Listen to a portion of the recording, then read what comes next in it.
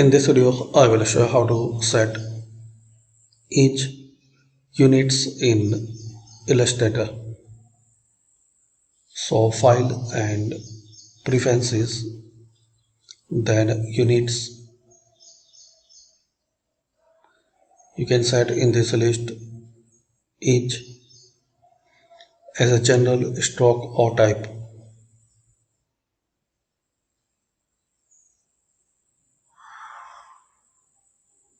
Also you can set as a different category.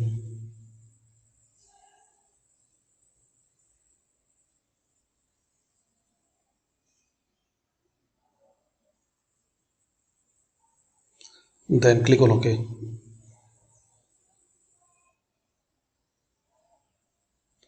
So as a general each and as a stock point,